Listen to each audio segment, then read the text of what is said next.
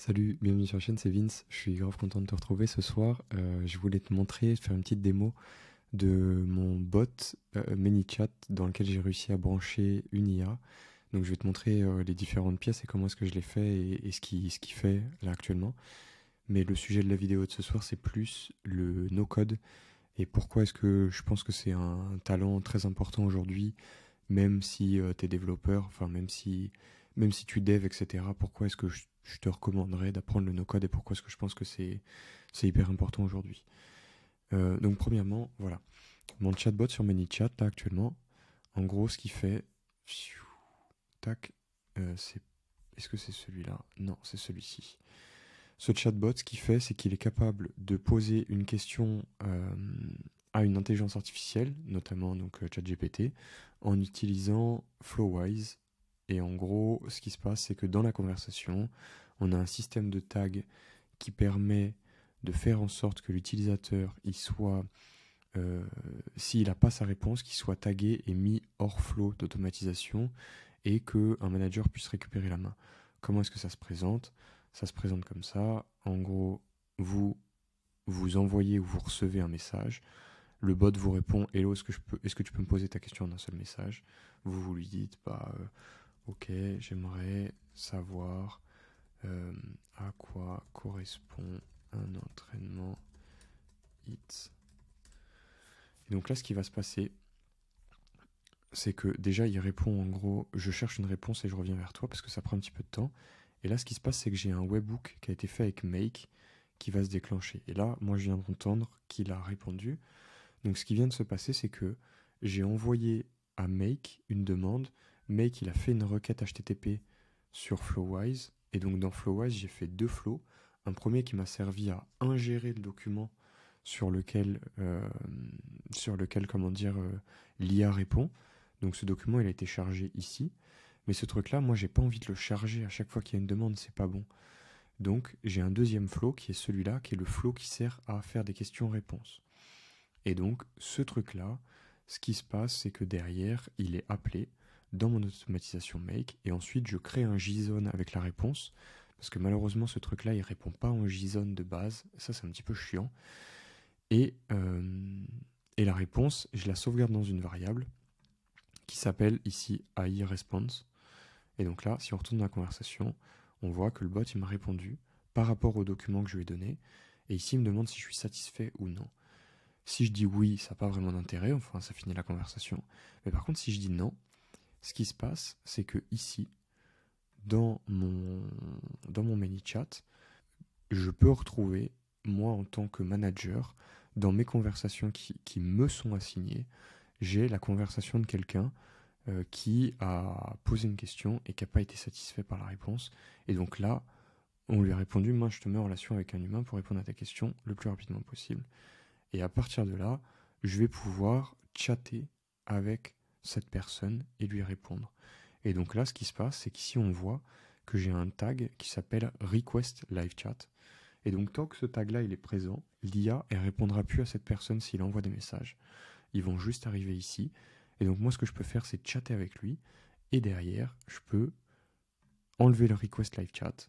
Et donc à partir de ce moment-là, le flow IA est réactivé et on peut, le remettre cette personne dans l'automatisation. Et donc ça, c'est très très cool. Donc voilà, je présenterai certainement plus en détail comment est-ce que j'ai fait tout ça. Et je ferai certainement un cours, un tuto, peut-être même un truc premium, je sais pas, ça pourrait être mon premier truc premium Gumroad peut-être, ou j'en sais rien. Dites-moi si ça vous intéresse dans les commentaires ou pas, d'ailleurs, ça pourrait m'aider. Voilà, et du coup, l'autre sujet dont je voulais parler, c'était plus le no-code, et pourquoi est-ce que en tant que dev, pourquoi est-ce que même si t'es dev, tu devrais apprendre le no-code? La vérité, c'est que plus ça va en ce moment, et plus je me rends compte que le marché, il a pas ton temps. Nous, en tant que dev, apprendre des trucs de dev et faire du code, tout ça, moi je trouve ça marrant, en fait. Mais, ça m'amuse, et ça me stimule intellectuellement, je trouve ça super cool. Mais la vérité, c'est que tout le monde n'a pas ce temps-là, et ça veut pas kiffer tout le monde d'attendre un produit, un truc que moi je construis, et la plupart des gens, ils comprennent pas ce truc-là.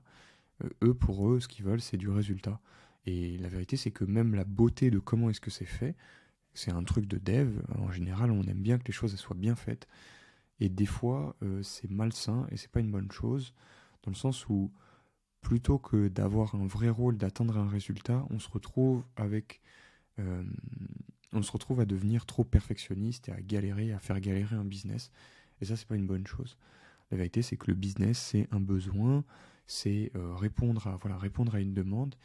Et la bonne réponse, c'est presque la plus rapide tout le temps. Parce que une fois que la réponse elle est là, vous pouvez itérer pour la modifier. Alors par contre, à l'inverse, on sait en tant que dev où est-ce que ça mène ça en général. Donc il y a un espèce de juste milieu à trouver, parce que souvent dans les entreprises, quand on est développeur, on voit qu'il y a des trucs qui sont faits à l'arrache, et la vérité c'est ils sont jamais refaits après. Et en tant que dev, on n'aime pas ça parce que souvent c'est comme quelqu'un qui met le bordel et qui dit oui oui t'inquiète je vais ranger. On sait tous que la personne elle va jamais ranger, et la vérité c'est que qui travaille dans le bordel après, c'est les devs. Donc ça, c'est un contre-argument par rapport au no-code. Mais le no-code, c'est quelque chose qui te permet aujourd'hui, je pense, de tester une idée rapidement. Et ça, c'est le truc le plus important.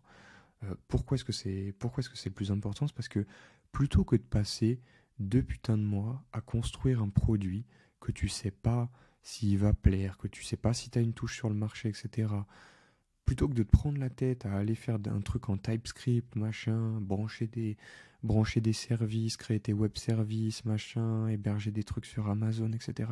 On n'a pas le temps de faire ça. On n'a pas le temps de faire ça. La vérité, c'est que le mieux, et là, les devs, peut-être bouchez-vous les oreilles, mais faites une landing page avec WordPress ou n'importe quoi, envoyez du trafic dessus, vérifiez. Et c'est d'ailleurs pour ça qu'en ce moment, sur la chaîne, je suis en train d'apprendre Facebook Ads, et que j'en parlais dans la vidéo d'hier, parce que je pense que être capable de construire une landing page, d'envoyer 1 millier de personnes dessus, et de voir si ça mord, si votre page elle est optimisée, si le service que vous vendez il intéresse des gens, etc. Tout ça c'est hyper important, et il n'y a pas besoin de coder un truc de fou pour le faire. D'ailleurs, un bon exemple de ça, je crois que je sais plus si je l'ai dit sur la chaîne, mais j'en ai parlé avec quelqu'un il n'y a pas longtemps. Zach, le gars qui a fait CG Boost, qui est du coup un truc de 3D que j'apprécie énormément, et je possède certains des cours. En gros, Zach, ce qu'il a fait au tout début quand il a lancé son truc, il a construit son cours sur Teachable, en gros, il me semble, et son site, il l'avait fait avec Elementor. Et en gros, au bout d'un moment, ça a pris suffisamment d'ampleur pour qu'ils se disent, bah, ok, maintenant j'ai des moyens, je paye un dev et il va le refaire avec Webflow ou avec une solution plus propre. Et donc maintenant, il a un site qui est tout nickel, etc. Mais pour vous lancer, pour tester si ça marche, ça sert à rien d'aller payer un mec 5000 balles quand vous pouvez apprendre à faire un site WordPress, ou vous pouvez apprendre à faire vous-même un premier jet ou un premier truc euh, rapidement, et en bricolant. Et donc ça, pour ça, aujourd'hui, il y a des outils de fou comme ça, comme Make, qui permet de... Moi, plus ça va, et plus maintenant je réfléchis d'abord si je peux mettre en place le truc avec Make. Et je me dis, là par exemple, ce truc-là là, que j'ai fait, c'est pas optimisé. C'est pas optimisé parce que ça va me coûter une automatisation supplémentaire de renvoyer la réponse là dans mon chat. Le truc, c'est que aujourd'hui, j'ai pas le temps de passer 2 semaines à trouver une solution en codant, etc., pour régler mon problème et tout. Ça prend trop de temps. Là, ce que je veux faire, moi, c'est savoir déjà si ce truc-là, on va réussir à le vendre. Et donc, dans ce cas-là, je suis prêt à payer 10 balles de plus s'il faut pour juste avoir l'automatisation qui tourne. En gros, pour avoir la fonctionnalité. Ce qui est important, c'est d'avoir la fonctionnalité, de voir si cette fonctionnalité, elle vous sert vraiment et si elle intéresse votre client. Et si oui, dans ce cas-là, là, moi, il n'y a pas de souci, une fois que le mec il m'a payé, je veux bien remettre les mains dans le code et me dire, ok, je vais maintenant modifier ça et faire vraiment du code. Mais pas avant. Ça sert à rien de le faire avant. Donc, apprenez des outils no-code. Moi, le prochain, je pense que je vais apprendre, ça va être un gros morceau, mais c'est ce truc-là, Bubble.io, qui permet apparemment de faire pas mal de trucs. Et je pense que, de la même manière que pour moi, apprendre un truc comme Make, c'est inné et très instinctif, parce que c'est la même chose que ce que je fais dans mon métier. Moi, en tant que développeur, connecter des API ensemble, c'est ce que je faisais déjà tous les jours depuis des années. Donc ça vient très très vite. Et je pense que avec mon background, apprendre Bubble, ça devrait pas être trop compliqué. Maintenant, voilà, pour construire un début de projet, pour construire un SaaS, pour construire ce que vous voulez, le no-code, c'est ouf. Et du coup, je vous le dis, si vous êtes dev et que vous regardez cette vidéo, réfléchissez pas trop, arrêtez avec les concepts de gens qui vous disent ouais, WordPress, machin, c'est de la merde, machin. Les développeurs qui disent ça, moi franchement, si t'es un développeur qui dit ce genre de trucs et qui regarde ça, tu me saoules. Non, sans déconner. J'ai pas d'animosité en vrai. Juste, faut mettre ses idées préfaites de côté et faut se dire que à chaque besoin, son outil. Le dev, à la base, ton métier en tant que dev, pour moi, c'est de résoudre des problèmes. Et je serai toujours dans ce camp-là. Mon rôle en tant que développeur, c'est pas d'être un fervent défenseur de TypeScript, de JavaScript ou de Python, etc. Oui, je suis défenseur du travail bien fait. Maintenant, je suis surtout défenseur du travail bien fait, de la résolution de problèmes qui est le cœur de mon métier, et, et voilà, et de résoudre un problème et de faire fonctionner un business. Moi, ce que j'ai envie, c'est de donner de la valeur, et c'est pas de galérer comme un esclave à faire du code juste pour le plaisir de faire du code.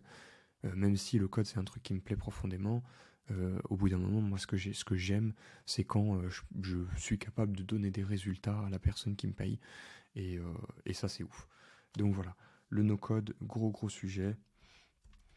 Je pense que j'ai dit à peu près tout ce que je pensais, et du coup voilà, je t'encourage, si t'es dev et que tu regardes cette vidéo, à te mettre aux outils de no-code, parce que en vrai ça s'apprend en 2 secondes du coup, et ça c'est du coup c'est ultra bénéf parce que ça te fait juste c'est encore un outil de plus dans ton arsenal, et du coup c'est juste tout bénéf pour toi.